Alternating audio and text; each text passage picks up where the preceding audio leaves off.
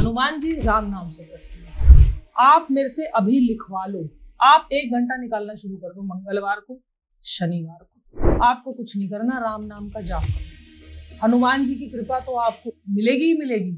वो अपने होने का एहसास भी आपको कराते। उनको राम जी से इतना प्रेम है। हनुमान चालीसा इतनी पावरफुल क्यों है? एक एक लाइन में हनुमान जी को बिल्कुल उतारा हुआ है और एक एक लाइन के अंदर पावर है, जो मैं भी फील करती हूँ। हनुमान जी है जो शिव के अवतार है, लेकिन अगर वो शिव के अवतार है तो उनका भक्ति का मार्ग जो है वो शिव शंकर से अलग क्यों है? भगवान हनुमान जी जो है वो ब्रह्मचारी। गृहस्थ जीवन में भी हम हनुमान जी को प्राप्त कर सकते हैं। हाँ बिल्कुल बिल्कुल, हनुमान जी को गृहस्थ जीवन में क्या, मैं तो कहती हूँ बच्चा, बूढ़ा, आदमी, औरत, जो भी आए। आपने हनुमान चालीसा अगर पढ़ी होगी, सबने पढ़ी है। उसमें लास्ट में एक लाइन आती है ना, जो ये पढ़े हनुमान चालीसा। बहुत ही ताकतवर काली शक्ति है। मुझे लगता है कि हनुमान जी को हराने वाली ऐसी कोई शक्ति इस धरती पे हो सकती है या होगी युगों तक, मैं तो नहीं मानती, क्योंकि हनुमान जी की शक्तियां अपरंपार। नमस्कार दोस्तों, आज का ये पॉडकास्ट बहुत ही दिलचस्प होने वाला है क्योंकि इसमें हम बात करेंगे भगवान शिव के अवतार और श्री राम जी के परम भक्त हनुमान जी के बारे में। इस पॉडकास्ट को और भी ज्यादा दिलचस्प बनाने के लिए और हमारे अंतर्मन में उठने वाले सवालों के जवाब लेकर हमारे साथ मौजूद है नेहा यादव जी, जो कि बजरंगबली जी की परम भक्त है। नेहा जी, आपका दारो इत्पाठक शो में हार्दिक स्वागत है। जय बजरंगबली, जय हनुमान। बहुत अच्छा लगा आपने हमें यहाँ पर बुलाया, और वो भी सबसे अच्छा टॉपिक मेरा हनुमान जी के ऊपर चर्चा करने के लिए।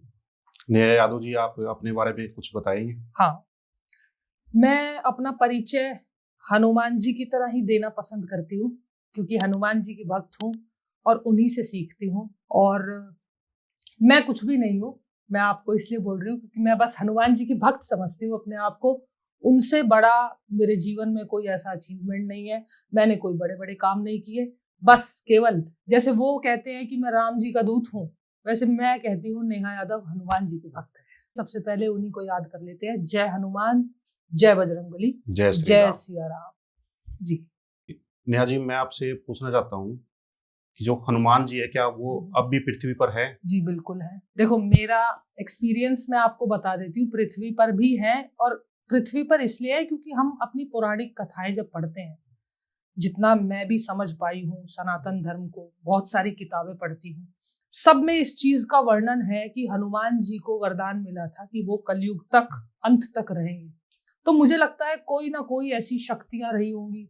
और आपको सबसे अच्छी बात बताऊं, मुझे लगता है, मैं ऐसा इसलिए मानती हूँ, आशीर्वाद में बहुत ताकत होती है। अगर कोई पुराने कथाओं में आप पढ़ोगे, देवी देवताओं ने किसी भी अच्छे काम के लिए किसी भी इंसान को आशीर्वाद दिया तो वो हमारे जीवन में उभर के आता है। मतलब मेरा अपना भी ये मानना है, आशीर्वाद में बहुत ताकत होती है। तो हनुमान जी को सीता माँ ने आशीर्वाद दिया अजर अमर होने का, कि तुम हमेशा अजर अमर रहोगे। अब एक मैं कहानियां भी करती हूँ अपने चैनल पे, तो बहुत सारी कहानियों में पढ़ती हूँ। एक कहानी ये भी बताती हमें कि जब राम जी अपना सब कर्तव्य निभाकर जब चलने का उनका समय हो गया, तो हनुमान जी ने बोला कि मैं नहीं जाना चाहता। तो राम जी ने उनसे पूछा कि क्यों नहीं जाना चाहते। तो हनुमान जी ने कहा कि अगर मैं भी आपके साथ चल दिया तो इस पृथ्वी पर राम नाम का जाप कैसे होगा। और हनुमान जी एक ऐसे देवता हैं, ऐसे भक्त माने गए हैं, जो मुझे नहीं लगता युगों युगों तक हनुमान जी जैसा भक्त पैदा होगा या कभी हमें ऐसा सुनने को मिलेगा, क्योंकि उन्होंने अपना जीवन राम जी को इस तरीके से समर्पित कर दिया। आप किसी की भी कहानी उठाकर देख लो, लेकिन हनुमान जी जैसा भक्त होना मुझे लगता है कि असंभव है। तो जब राम जी जा रहे थे तो हनुमान जी ने आज्ञा की कि मैं रुकना चाहता हूँ और आपका राम नाम का जाप जीवन भर करना चाहता हूँ। तो राम जी ने आज्ञा दी कि तुम रुको। आपने अयोध्या का नाम सबने ही सुना है। अयोध्या में हनुमानगढ़ी में जो मंदिर है, वहां पर हनुमान जी एक राजा के रूप में विराजमान है। क्योंकि जब राम जी जा रहे थे वैकुंठ धाम, तो उन्होंने हनुमान जी को बोला कि तुम यहाँ पर राजा की तरह विराजमान हो जाओ और हमेशा जीवन भर राम नाम का जाप चलता रहेगा पृथ्वी पर। तो हनुमान जी तो पृथ्वी पर है, और मेरा खुद का विश्वास भी कहता है बिल्कुल है। और इसमें तो कोई दो राय नहीं है। मैं तो कह रही हूँ अभी हमारे बीच में यही बैठे हैं। अच्छा जी। बिल्कुल, ये सब बातें बिल्कुल मानती हूँ। और मुझे लगता है कि आप सोचो ना, ये पृथ्वी चल रही है, ये ब्रह्मांड चल रहा है, तो कहीं ना कहीं कुछ ना कुछ शक्तियों का कुछ तो मेल है। ऐसा तो नहीं हो सकता कि सभी देवता सिर्फ हनुमान जी से ही खुश हुए हों और इतने सारे वरदान पा लिए हों कि तुम अजर अमर रहोगे, तुम पृथ्वी पर रहोगे, तुम कलयुग में भी राजा बने रहोगे। तो कुछ तो बात तो है। मैम, उनको खुश करने के लिए हम क्या कर सकते हैं? कोई ऐसा कोई मंत्र हो या कोई पूजा अर्चना हो, कोई विधि हो जिससे उनको जल्दी प्रसन्न किया जा सके? हनुमान जी को खुश करना बहुत आसान है। अब आप कहोगे ये एक ही लाइन में बात खत्म हो गई। बहुत आसान है। आप राम नाम का जाप कर दो। आप पूरे दिन में राम नाम का जाप करते रहो। सुबह उठते हो, आजकल मैं देखती हूँ लोग कहते हैं कि समय नहीं है। तुम्हारे पास अगर मतलब तुम्हें चाहिए भी सब कुछ और तुम्हारे पास समय भी नहीं है, तो तुम इतने बड़े फकीर तो हुए नहीं हो कि समय तो निकालना पड़ेगा। तो राम नाम का जाप करो। हनुमान जी तुमसे प्रसन्न तुरंत हो जाएंगे। उनको बस एक ही चीज अपने जीवन में समर्पित है, राम का नाम लेते रहो, जीवन में आगे बढ़ते रहो। आपने कई बार लोगों को देखा होगा कि यार मैं तो बड़ा बिजी हूँ और ये पाठ पूजा मुझसे नहीं होता, और कई बाबा जी के पास जाते हैं कि कुछ ऐसा मंत्र बता दो, भगवान तुरंत खुश हो जाए। अब आप सोचो, ये मतलब मुझे ये बातें थोड़ी सी लगती हैं कि इंसान को सब कुछ चाहिए और इतनी जल्दी चाहिए, तो हर चीज को एक शॉर्टकट में लगे हुए हैं। शॉर्टकट नहीं लेना चाहिए। हर चीज को पाने के लिए एक विश्वास होना चाहिए, एक हिम्मत होनी चाहिए और आपको जीवन में वो अपने अंदर उतारनी चाहिए। हनुमान जी राम नाम से प्रसन्न होते हैं, मैंने आपको बता दिया। और ऐसा नहीं है कि बहुत सारे मंत्र हैं। मेरे घर में भी मैं बहुत सारे हनुमान जी के मंत्र पढ़ती हूँ। ओम हनुमते नमः मंत्र बड़ा कहते हैं कि बहुत ही अच्छा, बहुत ही शुद्ध मंत्र माना जाता है कि हनुमान जी को अगर आपको दिल से याद करना है तो ओम हनुमते नमः का जाप करो। लेकिन हनुमान जी राम नाम से प्रसन्न होते हैं। आप मेरे से अभी लिखवा लो, आप मंगलवार, चलो आप बहुत बिजी हो, मैं बहुत बिजी हूँ, दिनचर्या सबकी बहुत बिजी होती है, उसमें कोई दो राय नहीं है। टेक्नोलॉजी का जमाना है, सब बिजी बिजी है। आप 1 घंटा निकालना शुरू कर दो मंगलवार को, शनिवार को। आपको कुछ नहीं करना, राम नाम का जाप करना। हनुमान जी की कृपा तो आपको मिलेगी ही मिलेगी। वो अपने होने का एहसास भी आपको करा देगी। उनको राम जी से इतना मतलब प्रेम है। तो मैं तो ऐसा ही तो मैम, मानती हूँ। पहले के जो ऋषि मुनि होते थे वो पूजा करने के लिए, साधना करने के लिए जंगलों में चले जाते थे, लेकिन आजकल ये संभव नहीं हो पा रहा है। तो क्या गृहस्थ जीवन में भी हम हनुमान जी को प्राप्त कर सकते हैं? हाँ बिल्कुल बिल्कुल, हनुमान जी को गृहस्थ जीवन में क्या, मैं तो कहती हूँ बच्चा, बूढ़ा, आदमी, औरत, जो भी आए। आपने हनुमान चालीसा अगर पढ़ी होगी, सबने पढ़ी है। उसमें लास्ट में एक लाइन आती है ना, जो ये पढ़े हनुमान चालीसा।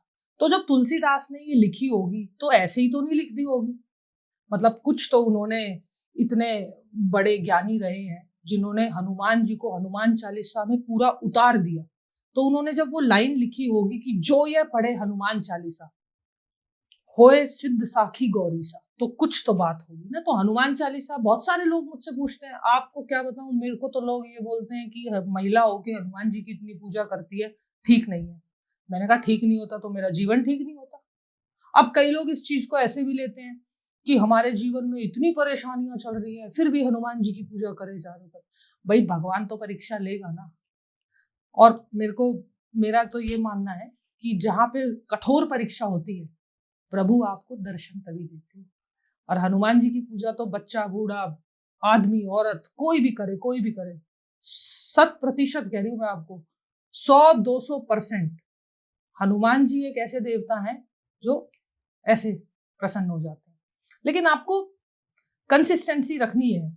मतलब बहुत सारे लोग, मैं किसी की भावनाओं को ठेस नहीं पहुंचा रही, बहुत सारे लोग आपने देखे होंगे बहुत बड़ी बड़ी बात करते हैं। 1 हफ्ता कर लेंगे, हनुमान जी की पूजा कर ली, सब कुछ कर लिया, अरे हम तो बहुत बदल गए, हम तो ये हो गए। गाना नहीं है तुम्हें, मतलब दिखाना नहीं है, दिखावे का। भगवान भाव का भूखा है, दिखावे का नहीं। तो हनुमान जी की पूजा आप करो और हनुमान जी आपको जरूर प्रसन्न करेंगे। मैं तो सबसे कहती हूँ, और कलयुग में तो मैं कहती हूँ 100% करो। तो हनुमान जी ऐसे देवता हैं, आपको निराश नहीं होने देंगे और उनका नाम ही संकट मोचन है।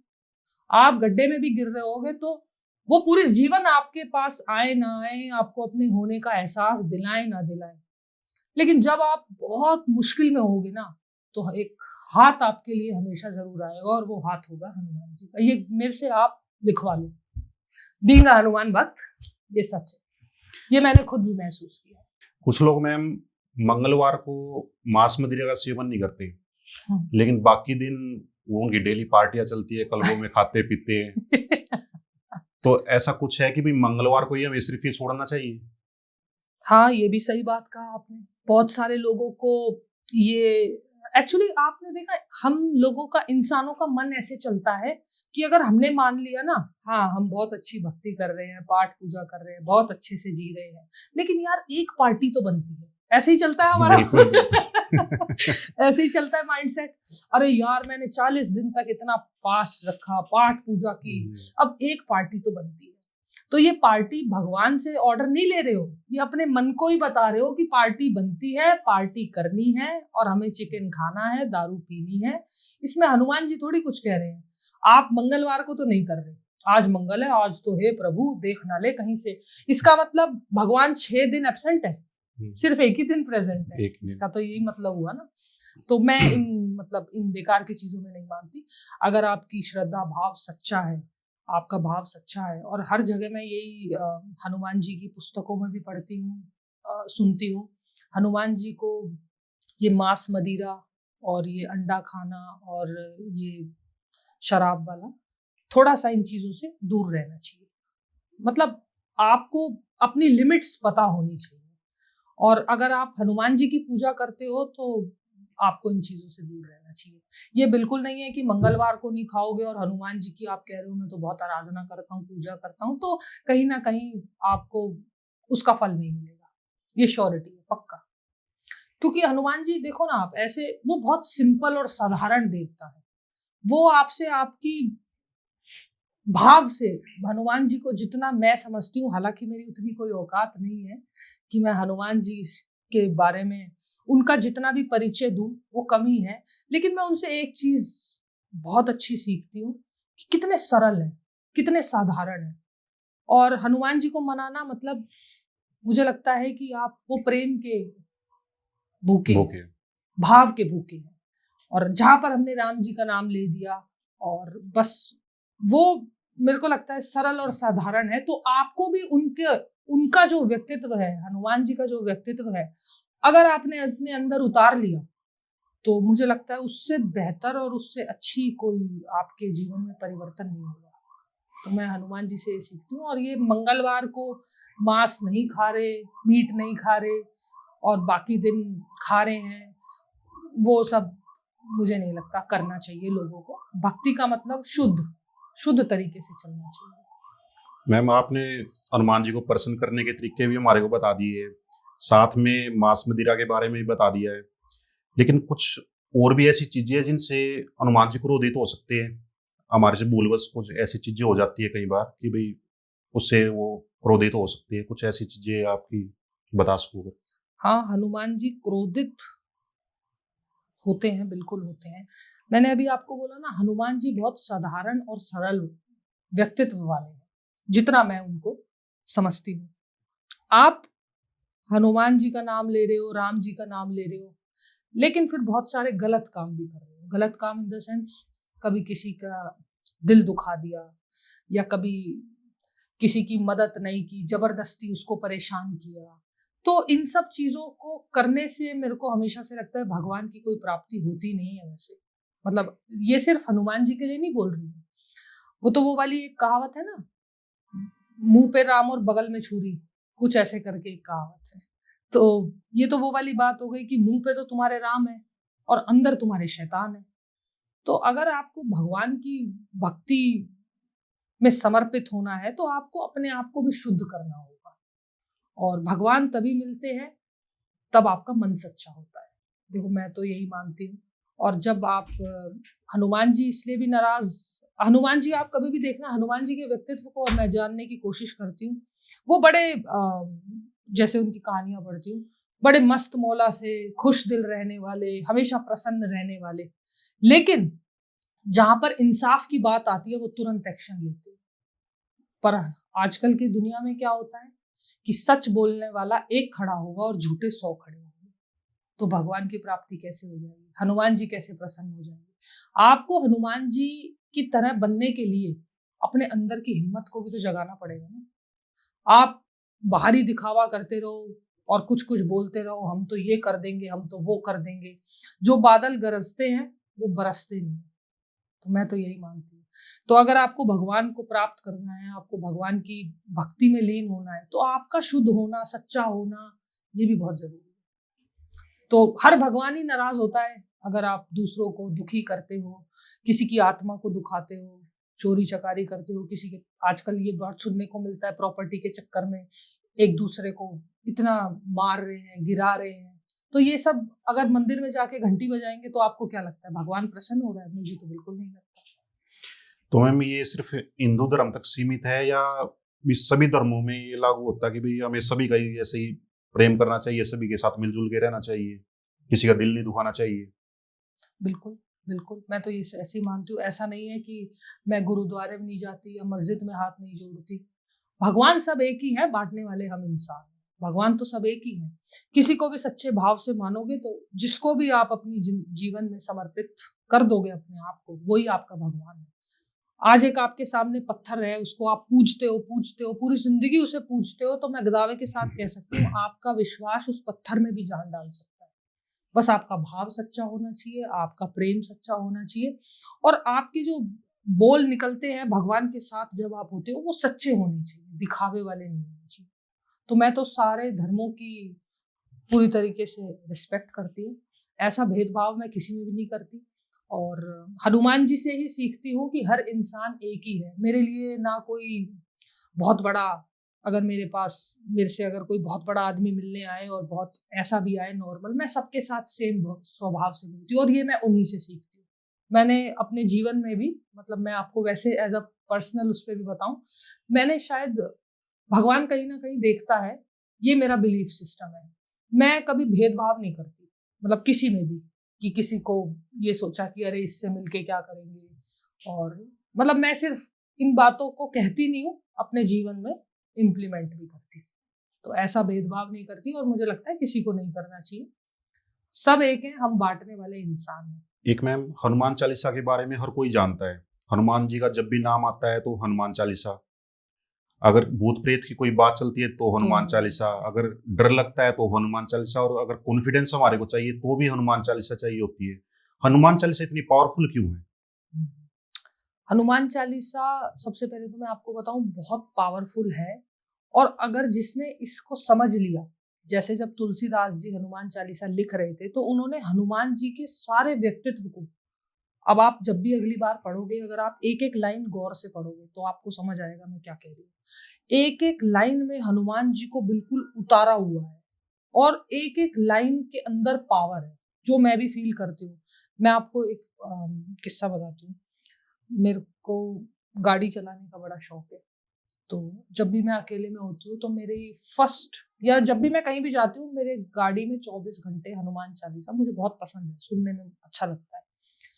तो आपने ये भी सुना होगा कि बहुत सारे स्कूल्स में कभी कभी ऐसा माहौल बन जाता है कि आज हनुमान चालीसा चला देते हैं। अभी शायद एक रील भी वायरल हुई थी, उसमें पूरे इंडिया का मैच था तो स्टेडियम में हनुमान चालीसा चलवा दी गई थी, क्योंकि वो आपको एक पावर देती है। पावर इस चीज की देती है कि आपके अंदर जो ऊर्जा है, एनर्जी से आप एकदम भर जाते हो। आप कभी भी नोटिस करना अपने घर में, 100 या 80 की स्पीड पे, सॉरी वॉल्यूम पे, आप हनुमान चालीसा सुनना, और जब आप अकेले में होगे आपको पता नहीं ऐसा लगेगा कि मेरे अंदर क्या एनर्जी आ गई। और जबकि आप बहुत उदास भी बैठे हो तब भी आप इस चीज को करके देखना, एक जो पावर का एहसास देती है ना, कि हाँ कोई तो, क्या मतलब कुछ तो है, हमारी बॉडी के अंदर ऊर्जा है या क्या एनर्जी है, कोई तो ऐसी चीज है जो हमें एकदम से ट्रैक पे ले आती है। तो मैंने भी ये फील किया है, हनुमान चालीसा में बहुत पावर है और उनकी हर लाइन में, हनुमान चालीसा को बड़े, मतलब तुलसीदास जी ने, ऐसा मुझे भी लगता है तुलसीदास जी ने बड़े मन से और बड़े सोच विचार से लिखी हुई है हनुमान चालीसा। तो और मुझे लगता है आजकल तो सब बच्चा बच्चा हनुमान चालीसा जो है खूब गाता है। मेरे को लगता है शायद छोटे छोटे बच्चों को याद भी हो गई है, क्योंकि उसमें पावर ही अलग है। अगर आप अब कई लोगों को मैं देखती हूँ कि किताब खोली और जय हनुमान ज्ञान गुण सागर जय कपीस तिहुँ लोक उजागर जल्दी जल्दी पढ़ के बंद करी और निकल लिए। उसने समझा ही नहीं कि इस चालीसा के लिए मैं 5 मिनट निकालूं, इसे आराम से पढूं, तो मैं किसी अच्छे काम के लिए जा रहा हूँ, घर से बाहर जा रहा हूँ, किसी भी चीज के लिए जा रहा हूँ, कुछ तो मेरे दिमाग में वो इफेक्ट करे, कुछ तो मैं पीसफुल होके जाऊं। कई लोग हनुमान चालीसा बहुत जल्दी जल्दी पढ़ते हैं, आपने देखा ही होगा, कितने एकदम स्पीड से पढ़ते हैं। पर हनुमान चालीसा को आप धैर्य से आराम से पढ़ के देखो, आपको पावर का भी पता चल जाएगा। और मैं तो कहती हूँ आपको ज्यादा कुछ नहीं करना, आप सुबह हनुमान चालीसा पढ़ो और शाम को पढ़ो बस, लेकिन पढ़ो ऐसा मन से कि आपके अंदर की जो पावर है वो जगाती है हनुमान चालीसा। मैंने तो ऐसा ही फील किया। तो मैम ये हनुमान चालीसा पढ़ने का भी कोई तरीका होता है? नहीं, कोई तरीका नहीं, या कोई भी साधारण व्यक्ति कहीं भी बैठ के उसको पढ़ सकते हैं? कहीं भी बैठ के। अच्छा, आपने नोटिस किया हमारे ही हिंदू धर्म में इतने रूल्स क्यों हैं कि ऐसा नहीं ऐसा कर लो, वैसा नहीं वैसा कर लो? बिल्कुल। आपने मतलब मैं किसी के बारे में कहना नहीं चाहती, आपने कभी भी नोटिस किया होगा नमाज पढ़ने वाले तो कहीं भी बैठ जाते, उन्हें तो शर्म नहीं आ रही। तुम्हें इतनी शर्म क्यों आ रही है कि हम तो हाथ धोएंगे, मुंह धोएंगे और हम तो हाथ साफ करेंगे, तो ही तुम्हारे मुंह से ही तो निकलनी है हनुमान चालीसा। आपकी आंख खुले आप करो हनुमान चालीसा, आपकी आंख बंद हो रात को तो करो हनुमान चालीसा। आप बहाने ढूंढ, एक्चुअली हमारे जो आजकल की जो हमारी लोग हैं उनको बहाने ढूंढने में तुरंत रेडी रहते हैं। हनुमान चालीसा कभी भी पढ़ो, कोई नियम नहीं है। और मैं तो कहती हूँ सोते जागते उठते बैठते सब हनुमान चालीसा करो, कोई दिक्कत नहीं है। हनुमान जी, बल्कि आपको ये जरूर फील होगा आपके अंदर की एनर्जी धीरे धीरे धीरे धीरे अच्छी होती जाएगी। मतलब इस सर्दी में हम ये बहाना नहीं बना सकते कि आज हम नहाए नहीं है तो हनुमान चालीसा नहीं करेंगे। हाँ, कभी भी कर सकते कभी भी कर सकते हो, कभी भी करो। मैंने कहा ना, भगवान प्यार का भूखा है, भगवान भाव देखता है। मैं आप मानोगे नहीं, मेरी गाड़ी में 24 घंटे हनुमान चालीसा, मेरे जो भी कोई बैठता है या दोस्त वगैरह वो बोलते हैं भाई गाना चेंज कर दो। मैंने कहा नहीं, मेरे को थोड़ा अच्छा लगता है, मैं लीन रहती हूँ, फिर हनुमान जी को याद करती रहती हूँ। तो जिसका जो शौक है वो करो, लेकिन थोड़ा सच्चे प्रेम से, भाव से, प्यार से। थोड़ा समय भक्ति को भी दो। हाँ, थोड़ा समय भक्ति को भी दो, जरूर देना चाहिए। एक मैम हमारे को सुनने में आता है कि भाई हनुमान जी है जो वो शिव के अवतार है, लेकिन अगर वो शिव के अवतार है तो उनका भक्ति का मार्ग जो है वो शिव शंकर से अलग क्यों है? उसके नियम है जो पूजा अर्चना के तरीके, वो सारे शिव शंकर से बिल्कुल अलग है। एक्चुअली भगवान हनुमान जी जो है वो ब्रह्मचारी है। और आपने नोटिस किया हो हमारे भोलेनाथ जी को, मतलब मैं खुद जब उनके बारे में पढ़ती हूँ, वो ब्रांड एम्बेसडर है। ब्रांड एम्बेसडर बोलती हूँ मैं भोलेनाथ को। मतलब एक होता है ना सबका लीडर, वो उन्होंने शादी भी की, पार्वती माता हमारी उनकी धर्म पत्नी है, उनके बच्चे भी हैं, एक तरह से वो गृहस्थ जीवन में भी है। और आप देखोगे एक तरह से वो तप करने कैलाश पर्वत पे भी जाते हैं। और थोड़ा सा अगर मैं आपको बताऊं, अगर आपने नोटिस किया हो, अब भोलेनाथ की आप कभी भी तस्वीर देखोगे तो यहाँ पर चंद्रमा है, चांद को भी साथ ले रखा है, उनकी जटाओं से पानी बहता है, माँ गंगा का निवास होता है तो पानी को भी साथ ले रखा है। उनके बेटे हैं गणेश जी, गणेश जी की सवारी है चूहा, चूहे को भी साथ लेके चलते हैं। इधर उनका दूसरा बेटा है कार्तिकेय, उसकी सवारी मोर है, मोर को भी साथ ले रखा है। और उनकी यहाँ पर आंख देखे तो आग कहते हैं ना, अग्नि, भगवान शंकर के माथे पर अग्नि भी है। थोड़ा सा नीचे कंठ की तरफ जाओगे तो विष भी पी रखा है। तो इसलिए मैं इनको ब्रांड एम्बेसडर बोलती हूँ कि सबको साथ लेके चलने वाले ऐसे हैं हमारे। इसलिए उनको महादेव भी बोला जाता है। इसलिए उनको महादेव भी बोला जाता है। और इन दोनों की भक्ति, एक्चुअली भक्ति अलग नहीं है। भक्ति तो आप महादेव की करो, हनुमान जी की करो, वो होती है ना एक चॉइस ऑफ ह्यूमन बींग्स में होता है ना कि आप इसे चुन लो, इसे चुन लो, लेकिन सच्चे भाव से। अब मैं हनुमान जी को मानती हूँ तो इसका ये मतलब नहीं है कि पूरी दुनिया माने। कई लोग मैंने दुर्गा माता के बहुत भक्त देखे हैं, कई लोग मैंने भगवान भोलेनाथ के बहुत भक्त देखे हैं। वही वाली बात आ जाती है सब एक ही, लेकिन अपनी अपनी शक्तियों में बटे हुए हैं। तो हनुमान जी ब्रह्मचारी भी हैं और हमारे भोलेनाथ जो है वो गृहस्थ जीवन में है, तो इसलिए उनकी भक्ति अलग करते हैं। कि अब जैसे मैं आपको बताऊं तो हनुमान जी ही 11वें रुद्र अवतार हैं भोलेनाथ के। और जितनी मैंने कहानी में पढ़ा था, मैंने इस पे एक स्टोरी भी बनाई थी। एक कहानी में इस चीज का वर्णन है कि हनुमान जी का जन्म ऐसे हुआ था कि माता पार्वती और भोलेनाथ तप कर रहे थे, मतलब पुत्र प्राप्ति के लिए कुछ अपना जाप कर रहे थे। तो अंजनी माता जो है वो भी उनके साथ बैठी थी और उन्हीं के साथ जाप कर रही थी। तो पार्वती माता ने और भोलेनाथ ने अंजनी माता को वहीं पर आशीर्वाद दिया था, वरदान दिया था कि तुम्हारा पुत्र जो होगा वो भाग्यशाली होगा, बड़ा बलवान होगा और युगों युगों तक उसका नाम होगा। तो ऐसे हनुमान जी का जन्म हुआ था। वो भी देखो भोलेनाथ जी ने ही आशीर्वाद दिया तो हनुमान जी इस धरती पर आए। तो ऐसे बहुत सारी कहानियां आपस में एक दूसरे से जुड़ी हुई हैं। तो मुझे लगता है कि भक्ति अलग अलग हो सकती है लेकिन है दोनों एक दूसरे का रूप। तो जैसे आपने बताया मैम, बहुत सारी कहानियां आपस में जुड़ी हुई है, इन्हें हम कहानियां कहे या कथाएं कहे? हाँ, नहीं, छोटी छोटी बहुत सारी कहानियां आपस में एक दूसरे से जुड़ी हुई हैं। इनको हमें एक तरह से सनातन धर्म हमें ये भी समझाता है कि देखो हर चीज एक दूसरे से जुड़ी हुई है, हमें सिर्फ डॉट्स मिलाने की जरूरत होती है। कहीं तक पहुंचने के लिए किसी चीज को समझना पड़ता है। अब देखो हमारे कितने बड़े बड़े शिव पुराण ग्रंथ, रामचरितमानस, गीता, अगर हमने सारे इस एक ही जीवन में सब कुछ ही कर लिया तो मुझे तो लगता है हमारा लेवल ही अलग हो जाएगा। तो हर चीज एक दूसरे से जुड़ी हुई है और इंसान की बुद्धि ऐसी चीज है कि जो उसको ठीक समझ आता है सही समय पे वो उसको वहां अप्लाई करना चाहिए। अब जैसे आप भागवत गीता की बात करोगे तो वहां पर तो बिल्कुल ही ऐसा है कि मैं कई बार एक दो पॉडकास्ट में मैंने बोला भी है, भगवान श्री, किसी ने मुझसे पूछा भगवान श्री राम में और कृष्ण में क्या फर्क है। मैंने कहा भगवान श्री राम हमारे अंदर का योद्धा जगाते हैं, हमारे अंदर का अच्छा मनुष्य जगाते हैं, और भगवान श्री कृष्ण हमें सिखाते हैं कि अगर अच्छा मनुष्य किसी खराब के चक्कर में पड़ जाए तो उसे समाप्त कैसे करना है। तो दोनों अलग अलग है पर कहने को तो दुनिया चला रहे हैं दोनों। तो ऐसे करके इनको कथाएं भी कह सकते हैं, कहानियां भी कह सकते हैं। मैम आज का हमारा विषय वैसे हनुमान जी है तो हाँ। उसी पे आते हैं।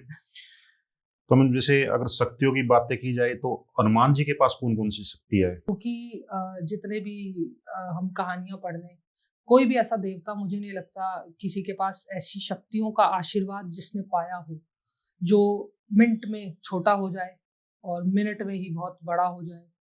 और उड़ने की शक्ति, हनुमान जी के पास उड़ने की पवन शक्ति, पुत्र। पवन पुत्र।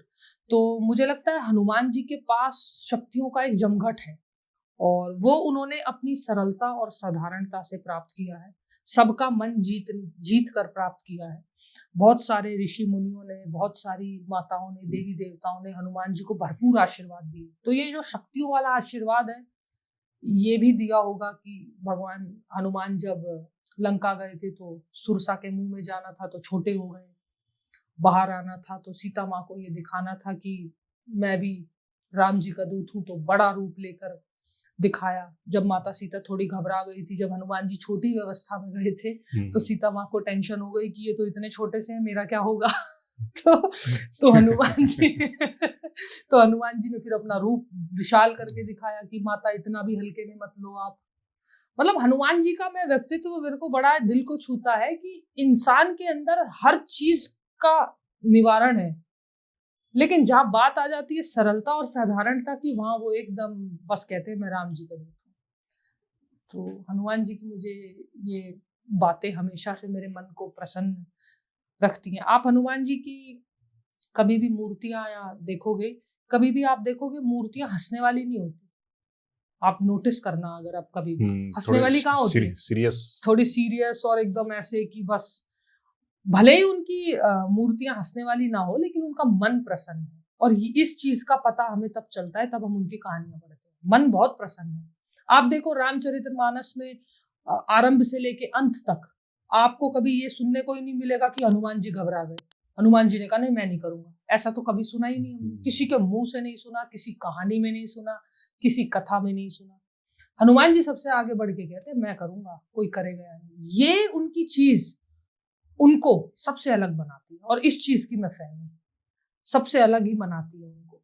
सबसे पहले जो भी काम दिया जाता है हनुमान जी बेनिडर होके कहते हैं मैं करूंगा। सीता माँ को लेने जाना है मैं लेने जाऊंगा, लक्ष्मण जी मूर्छित पड़े हैं कौन जाएगा मैं जाऊंगा, रावण के पास कौन जाएगा, मैं जाऊंगा। लंका कौन जलाएगा, मैं जलाऊंगा।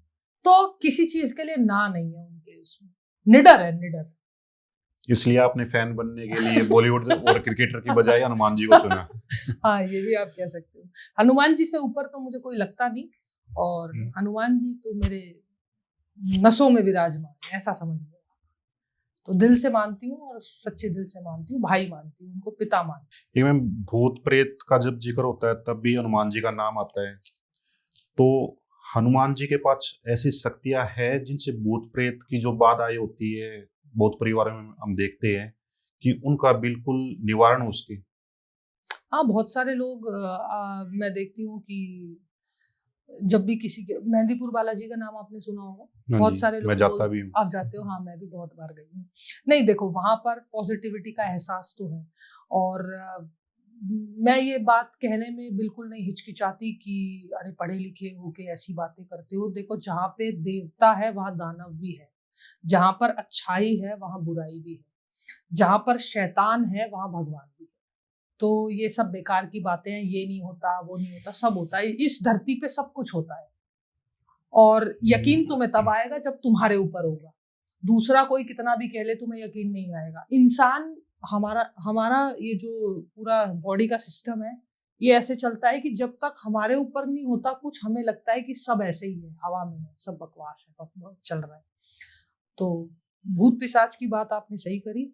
मुझे लगता है कि किसी भी इंसान को किसी भी तरह की कोई भी दिक्कत हो, शरीर में हो सकती है, और आजकल लोग बहुत गलत चीजें भी इस्तेमाल करते हैं, और कई लोग दूसरों की लाइफ में भी अड़ंगा डालने की कोशिश करते हैं। तो इस चीज का एक ही निवारण है, हनुमान जी का हाथ पकड़ लो, हनुमान जी को अपना दोस्त बना लो। भूत पिशाच तो मैं कह रही हूँ बहुत दूर की बात हो गई, तुम्हारी आत्मा में भी अगर कोई कुछ होगा ना, उसे उखाड़ के बाहर निकाल देंगे, इतना मेरे को यकीन है हनुमान जी के ऊपर। तभी हनुमान चालीसा में कहा गया है भूत पिशाच निकट नहीं आवे महावीर जब जब नाम नाम। सुना रहे। और मैं एक एक्सपीरियंस भी बता देती हूँ आपको। हमारे कोई रिश्तेदार हैं, वो बड़े ही परेशान थे, और उनको थी दिक्कतें थी लाइफ में। जब से वो मेहंदीपुर बालाजी जाते हैं वो बिल्कुल ठीक है। तो आई थिंक आपका मन अगर सच्चा हो और आपने कुछ गलत काम ना किया हो, तो देखो भगवान को भी फिर आना पड़ता है। और इसी इसी वजह से ही ये धरती चल रही है, इसी वजह से ये ब्रह्मांड चल रहा है।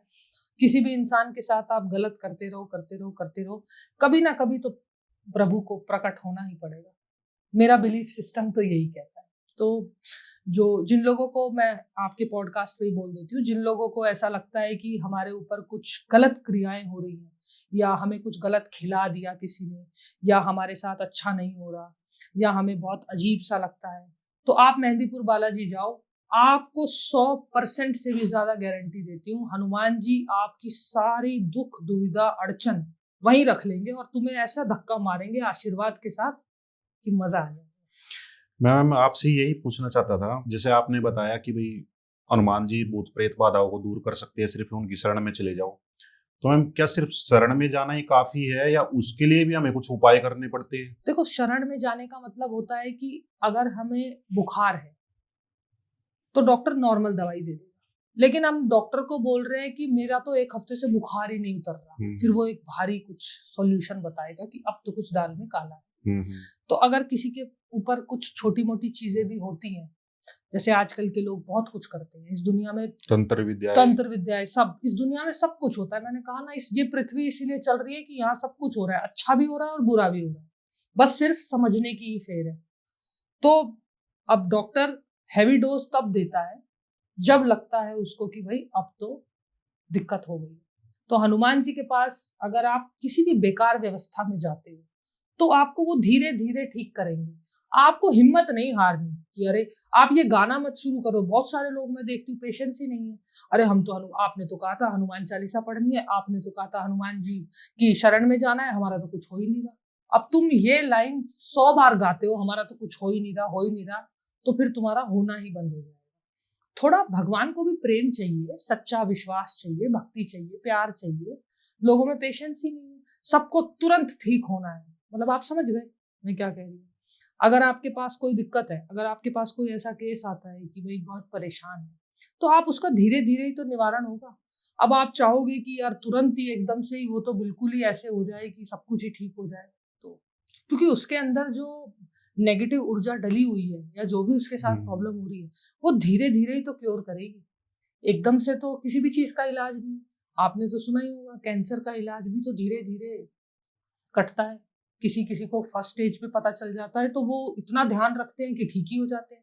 किसी किसी को थर्ड या फोर्थ स्टेज पे पता चलता है तो उनको ये लगता है कि अरे अब तो मरना ही है। तो आई थिंक भगवान की विश्वास और आपकी हिम्मत, ये दो रोल हमारे लाइफ में प्ले करते हैं। हमारा विश्वास और भगवान का हाथ। मुझे लगता है कि जिस दिन हम बहुत सारे लोग इस चीज को समझ गए तो हिम्मत बनानी आसान हो जाएगी। जो मैं, हालांकि मुझे बहुत दुख होता है, बहुत सारे ऐसे लोगों से मैं मिलती हूँ जो अपनी लाइफ में बहुत दुखी हैं, बहुत प्रॉब्लम्स है उनकी लाइफ में शायद, लेकिन उनकी लाइफ में एक कमी है कि उनकी लाइफ में कोई ये समझाने या कहने वाला नहीं है कि हम तेरे साथ हैं, तू अपनी हिम्मत जुटाए रख। अब बहुत सारे लोग का आजकल तो आप देखो, ये लोनली का फैशन चल रहा है। सब अकेले अकेले अपनी दुनिया में मस्त है, कोई किसी से बात नहीं करता और फिर चाहते हैं कि सब कुछ अच्छा और सब कुछ ठीक हो जाए। तो मैम, जब इनकी भूत प्रेत की और काले जादू की बातें चल रही है तो आजकल एक ट्रेंड में है, मैंने सुना है, मैंने कुछ अनुभव तो इसका किया नहीं है, एक इल्यूमिनेटी नाम का शब्द बड़ी चर्चा में है कि भाई काफी सेलिब्रिटी भी उसके फॉलो कर रहे हैं, बताते ही बहुत ही ताकतवर काली शक्ति है। अच्छा। तो क्या वो हनुमान जी से भी ताकतवर है? कि ये जो भी चीज है, जो भी शक्ति है, तो मुझे नहीं लगता कि हनुमान जी को हराने वाली ऐसी कोई शक्ति इस धरती पे हो सकती है या होगी युगों युगों तक। मैं तो नहीं मानती, क्योंकि हनुमान जी की शक्तियां अपरंपार है। हनुमान जी को तो मैं, उनको महाबली भी बोला जाता है। उनको महाबली भी बोला जाता है। और अभी मैंने थोड़े दिन पहले एक कहानी अपनी शूट की थी, उसमें मैं पढ़ रही थी कि हनुमान जी के मुक्के में, एक मुक्के में इतनी ताकत थी कि रावण पूरा धरती पर गिर गया था। तो महाबली के मुक्के में इतनी ताकत थी, जब उठा के पूरा ही पटक देते तो ऊपर से ब्रह्मा जी की आवाज आई कि थोड़ा रुक जाओ, रामायण हो जाने दो। नहीं तो आने वाले लोग क्या सोचेंगे। हाँ, तुम ही सब कुछ सुलटा दोगे तो फिर कैसे चलेगा। तो मैं सोचती हूँ कि इस धरती पे ऐसा भी कोई रहा या अभी भी है कि इतनी पावरफुल शक्ति, मतलब हनुमान जी की शक्तियों का मुझे लगता है शब्दों में या किसी भी तरह वर्णन नहीं किया जा सकता। बहुत अपरंपार है उनकी शक्ति, और ये हमें हर चीज में देखने को मिलता है। हनुमान चालीसा में देखने को मिलता है, और आप सही बताऊं तो आप बजरंग बाण पढ़ के देखो, आपको हनुमान जी की शक्तियों का एहसास होगा। हालांकि मैं कहूँ कि ज्यादा नहीं पढ़ना चाहिए, वहां पे थोड़ी गड़बड़ हो जाती है। बजरंग बाण, उसका क्या कारण होता है? बजरंग बाण आप तभी पढ़ो, मैं अपने पर्सनल उससे कह रही हूँ, बाकी जो लोग कहते हैं अपने अपने एक्सपीरियंस से कहते हैं। बजरंग बाण बहुत पावरफुल लगता है मुझे। मतलब मैं अगर आपको बताऊं अपना ही कुछ इंसिडेंट, मैंने बजरंग बाण पढ़ना शुरू कर दिया था और मतलब फिर मैं गलत चीजें ना बर्दाश्त कर सकती, ना मैं गलत चीजों में खड़ी हो सकती। मैं गलत के साथ खड़ी हो ही नहीं सकती थी। बजरंग बाण का मतलब है कि हनुमान जी, बिल्कुल आपने हनुमान जी को समर्पित कर दिया अपने आप को। मतलब आपके अंदर एक शक्ति, एक पावर का एहसास होने लगता है, जो मैंने फील किया। आप देखो, एक छोटा सा बल्ब लो, आप उसमें 100 वाट की बिजली डालो, चल जाएगा। अब आप इस छोटे से बल्ब में 1000 वाट की बिजली डाल रहे हो तो क्या होगा, वो फट जाए। तो बजरंग बाण ऐसे काम करता है। बजरंग बाण से मुझे लगता है दूर रहना चाहिए। बजरंग बाण आप तब करो जब आपके जीवन में बिल्कुल ही वारे न्यारे हो गए हो, जब मरने की स्थिति हो गई हो, तब आपको यूज करना चाहिए कि बजरंग बली अब आ जाओ, अब बहुत हो गया। ऐसे रोज रोज नहीं। मतलब मैं किसी को मना नहीं कर रही, पर मैं अपना एक्सपीरियंस बता रही हूँ, क्योंकि हर चीज में ना शक्तियां होती हैं, पावर होती है, मंत्रों में बहुत ऊर्जा होती है, और उस ऊर्जा को आप रोज रोज रोज रोज रोज रोज रोज रोज और एकदम मगन होके ले रही हो, तो कहीं ना कहीं वो आपको घसीटती है। एक मैंने कई बार देखा है, मैंने खुद भी एक्सपीरियंस भी किया है, काफी लोगों को देखा है। कुछ लोग भूत प्रेत बाधा को दूर करने के लिए खुद को ऐसा दिखाते हैं कि भाई उनमें हनुमान जी आए हुए हैं और वो खुद ही जिसको भूत बाधा है उसका इलाज कर रहे हैं, उनके घरेलू समस्याओं का समाधान कर रहे हैं। अच्छा। तो क्या हनुमान जी जो इतने ताकतवर है और कोई एक साधारण इंसान उनको अपने शरीर में प्रवेश करवा सकता है? नहीं, ये तो मैं बिल्कुल नहीं मानती और ये सब बेकार की बातें हैं। हनुमान जी आपके अंदर आ जाएं, ऐसा कैसे हो सकता है? हनुमान जी आपको अपने होने का एहसास दिला सकते हैं। जैसे मैंने कहा ना, अभी मुझे लग रहा है कि यहीं पर बैठे हैं, तो मतलब ये मेरा विश्वास है, ये मेरा एहसास है। वो मुझे एहसास करा सकते हैं कि तू टेंशन ना लिया कर, मैं तेरे साथ हूँ। अब किसी इंसान के अंदर हनुमान जी कैसे आ सकते हैं?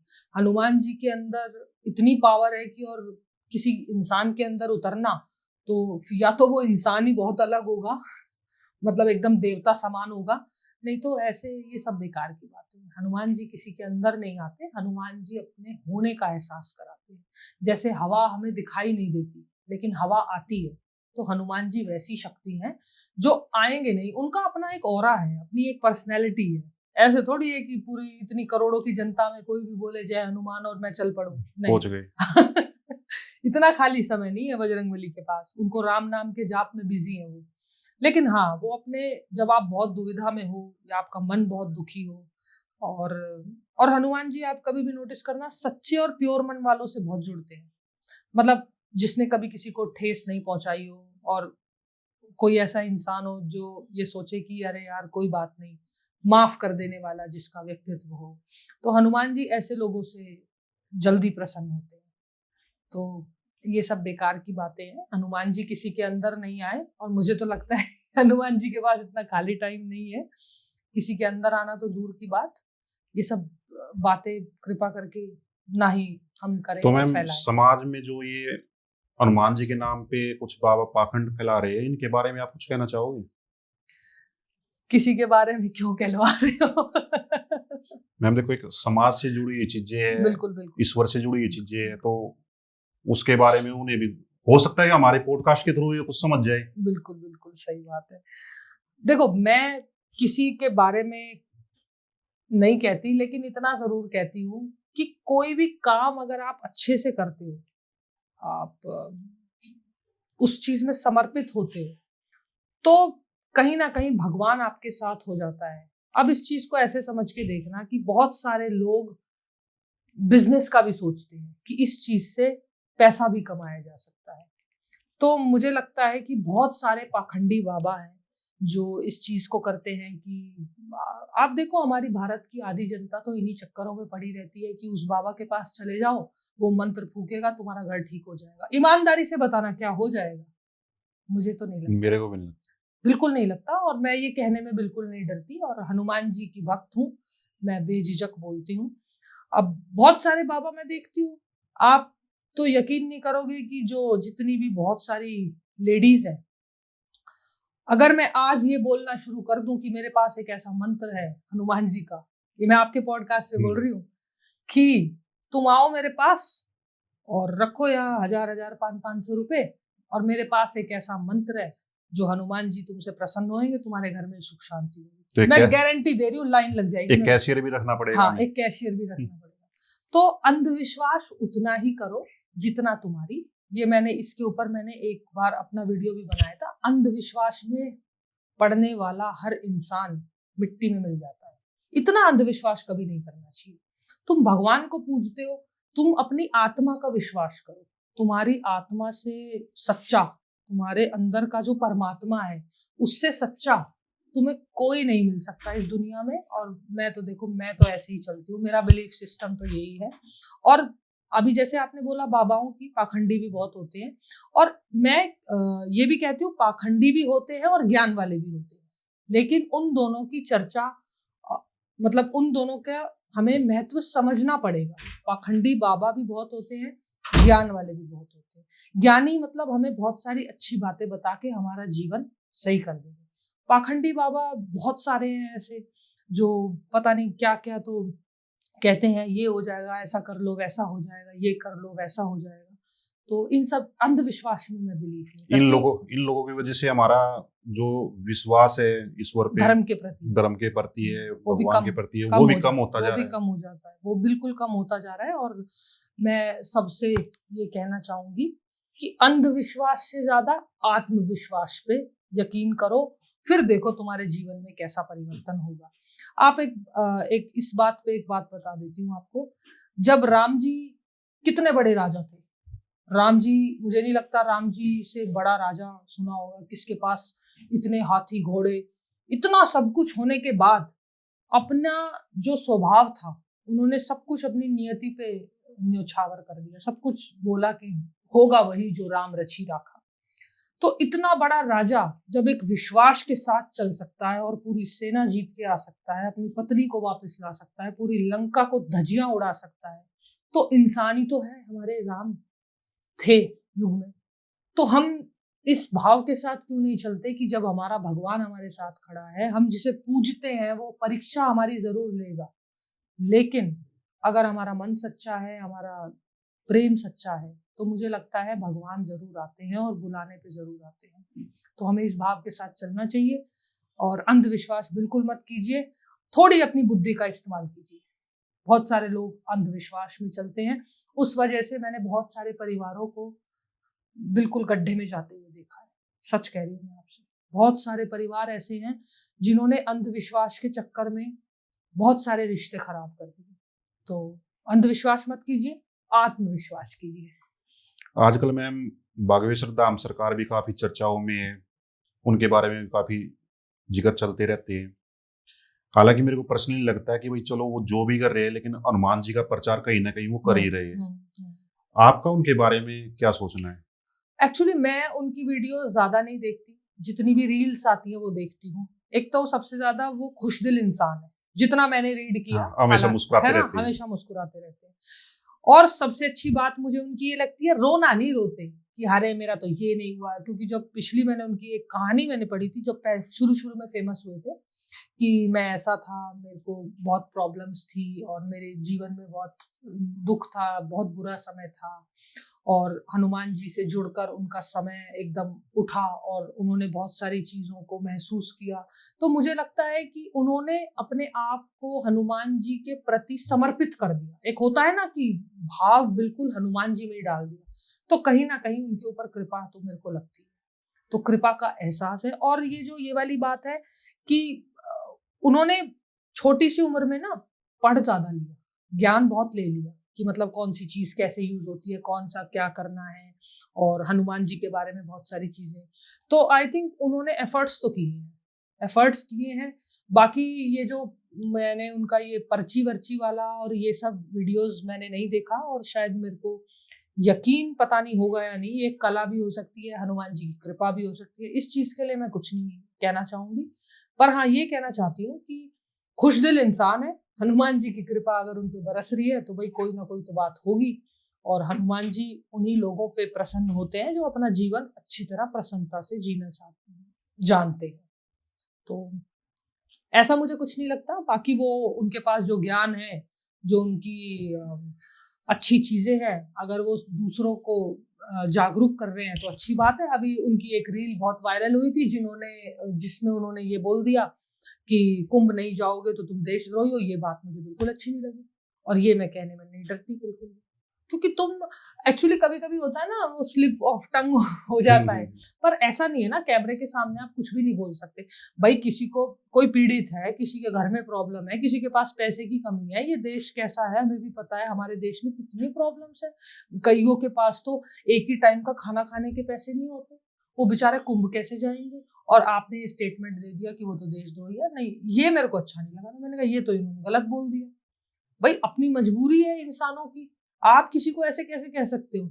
मैं आपको सच बताऊं, मैं हनुमान जी को इतना मानती हूँ कि मैं अगर एक दिन पूजा ना करूँ ना तो मुझे बिल्कुल एहसास नहीं होता कि मैंने पूजा नहीं की। कोई बात नहीं, मैं ग्रस्त जीवन में रहती हूँ, मेरे बच्चे हैं, मेरा परिवार है। अगर एक दो बार अगर नहीं भी की तो भगवान के पास इतना समय थोड़ी है कि वो मेरे से नाराज होकर बैठ जाएंगे कि आज तूने मेरी पूजा नहीं की, आज मैं नाराज हो जाऊंगी। ये सब बेकार की बात है, ये सब मन को बहलाने की बात है।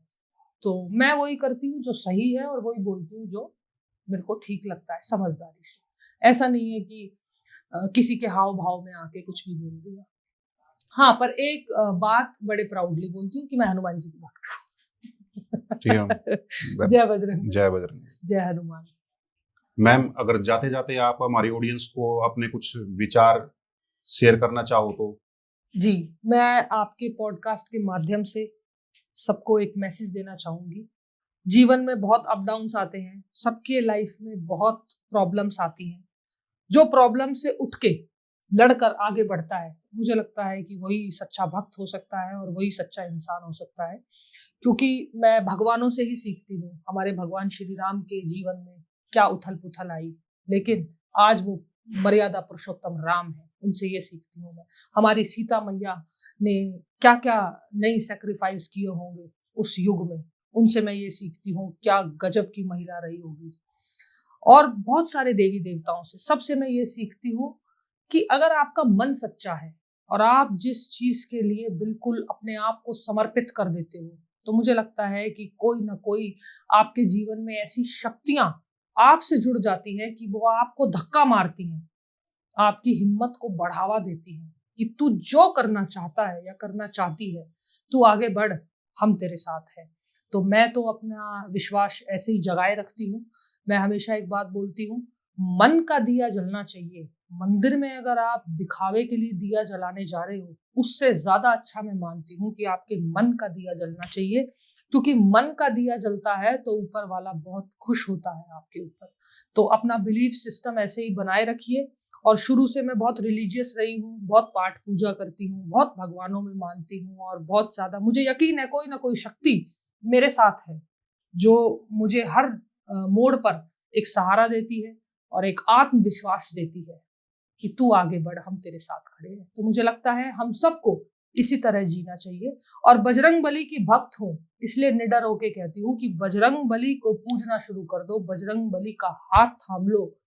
कोई भी संकट तुम्हारे जीवन में तुम्हारा बाल भी बाका नहीं कर सकता। इस चीज को मेरे से लिखवा लो, स्टैम्प पेपर पे लिखवा लो।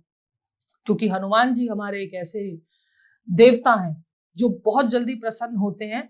और मुझे लगता है कि अगर तुम्हारी दोस्ती हनुमान जी से हो गई, तो मुझे लगता है कि फिर तुम्हें कुछ करने की जरूरत नहीं है। वो तुम्हें गड्ढे में से भी उठाकर ऊपर खड़ा कर देंगे, इतनी शक्ति है बजरंग बली में। जय बजरंग बली, जय हनुमान, जय सिया राम। तो दोस्तों, हम अपने इस शो को यहीं पे समाप्त करते हैं। नेहा जी हमारे शो में आई, उनका बहुत बहुत धन्यवाद। धन्यवाद आपका। जय बजरंग बली। जय श्री राम।